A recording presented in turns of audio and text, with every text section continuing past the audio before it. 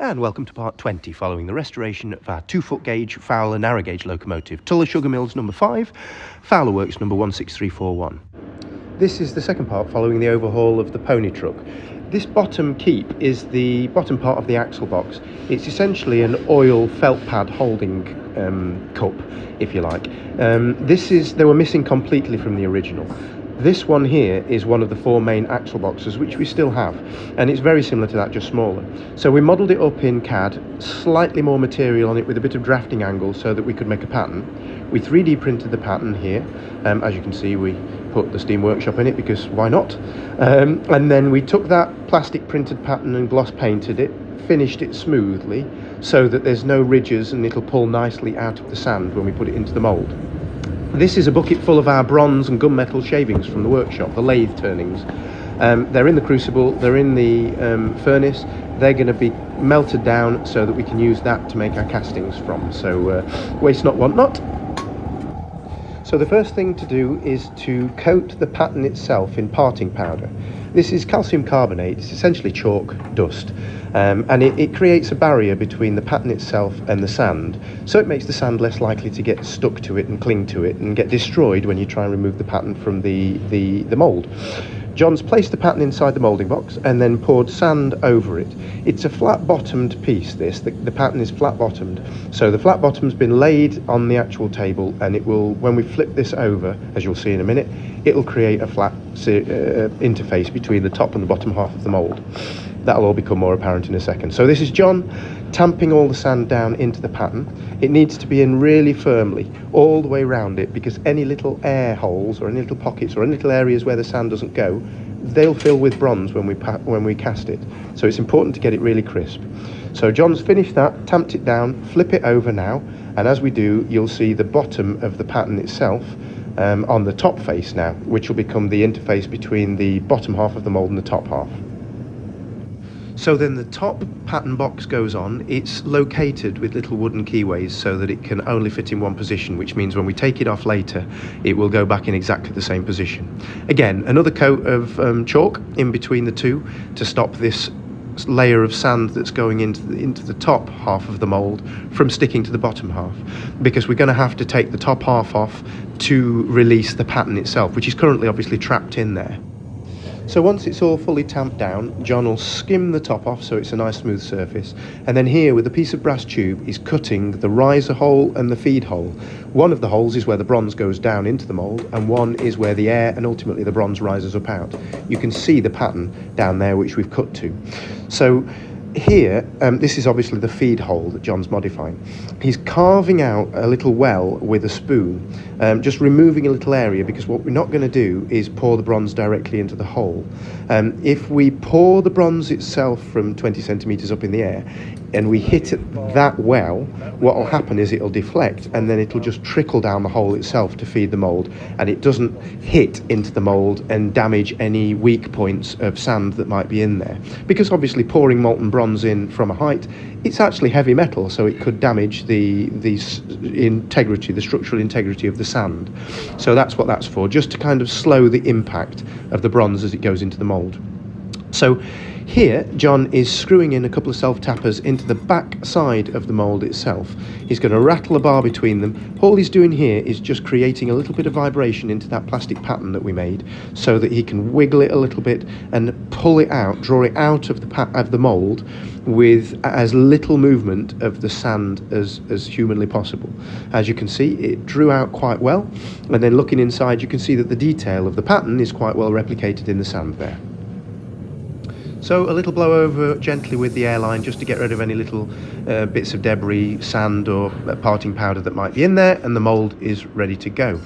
This is borax, a white powder flux that goes into the molten bronze. It helps to reduce the oxides and slag that you get when you melt metals down. It basically brings them all to the surface like this, and then John here is scooping out the impurities off the top to leave pure molten bronze underneath. Luckily, the impurities, the slag, floats on the top, so it's relatively easy to scrape off. We're basically ready to pour now. About 1300 degrees C is the molten point where we're hot enough and liquid enough to pour smoothly into the mould. So we've opened the top of the crucible. on top of the furnace, and here's me lifting the crucible out. I know we've not got whole safety gear on and leather chaps and things, but it's my workshop, it's my feet, it's okay. Before we get the Facebook comments. So we've got that in there ready to pour. This is John on one side and me on the other. Lifting the crucible up. It's actually quite heavy. It's a 20 kilogram crucible, so there's a lot of weight in that. And then we're going to pour it into the mould, and you can see it pouring in through the one hole, and you can see the air and the vapor rising up. In actual fact, on this pour there's a little too much steam coming out of there because the sand was a little too wet on this pour, but essentially you get the idea. We did several of these to make a couple of them. Here you can see a different angle from another pour where you can see it come up the riser. Splitting the box. So this is the exciting part where we find out if we've got a successful casting or not. This is John just getting rid of all the sand. It drops out. Get rid of the sand out of the box. Hit it to try and remove the sand. Now the sand should just flake all off, as you can see here, and as you rub it you can start to see the shape of that pattern start to become apparent. As we remove the sand, you can see the sprue sticking off the bottom there of the feed and the riser. They'll just get chopped off, and then the surface will be milled flat. What you're looking at here is the raw casting that will then go into the milling machine to be to mill to the actual shape. So we've left a millimetre or two thickness on all the surfaces to allow us to machine it down. Once it's been just roughly linished up with the linisher, this is the raw casting out of the mould, just with 20 minutes cleaning and finishing and chopping the sprues off. So, successful castings. Here's back to Neil on the milling machine as ever, and Neil is finishing off all the surfaces for those keeps.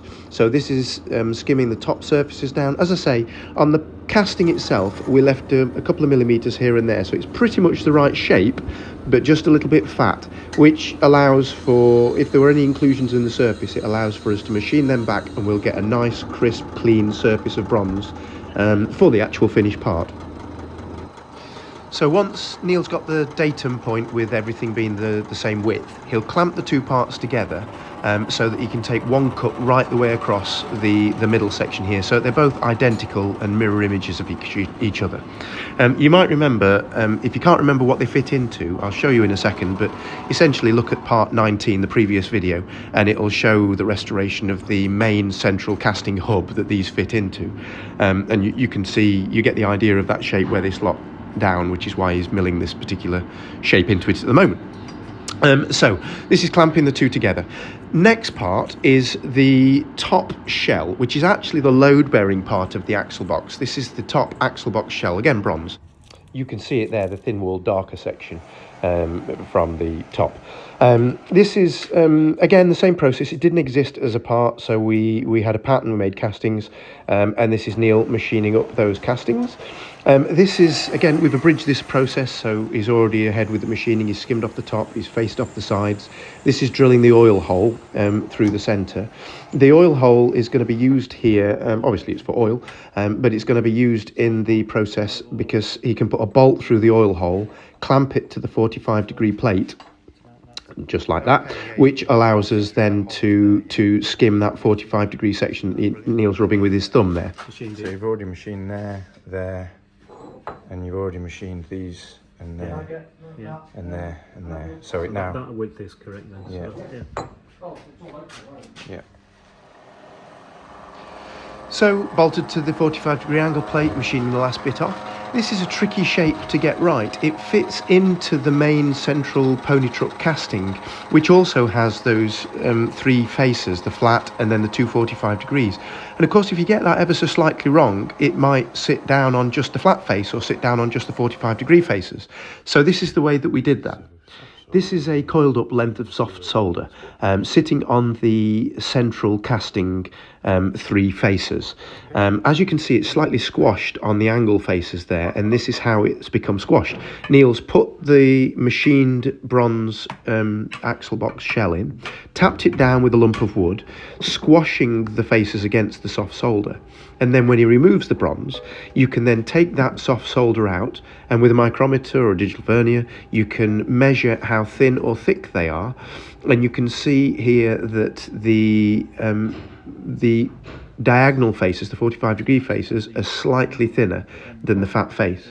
Obviously, there's more to come off yet. Yeah. So when we get all them three sides equal, Yeah. we know we're there then. Brilliant. And then back on the milling machine to just take the last little skim off to get them to fit perfectly. We've next offered them up to the axle so that you can see where they're going to fit. The bores aren't machined yet, but it gives you the basic idea of where they all fit. This is machining the bore. We've clamped them together, the one for the left, the one for the right, just so that we can make sure that we machine things round and that we get the same bore on both sides. Both journals are exactly the same size, so we are just looking for one uniform diameter. Here's Neil from that oil hole. He's using the Dremel to grind out an oil pathway in both of them, so that the oil can flow to the outer edges of the journal rather than just being centralised in the oil hole itself.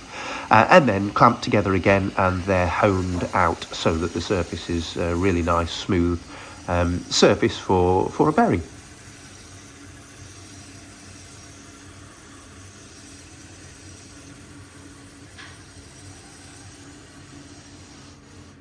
And that's it. Take the honing tool out, give it a wipe to clean off all the little bits of bronze powder and debris that's in there.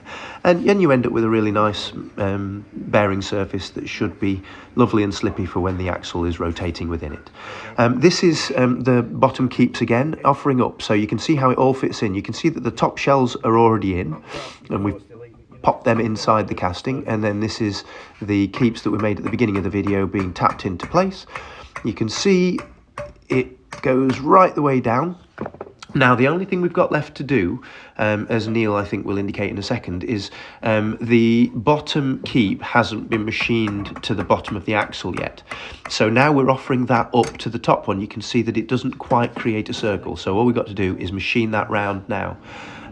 This is an example of it just going in on the axle itself so that you can see the whole assembly connected up.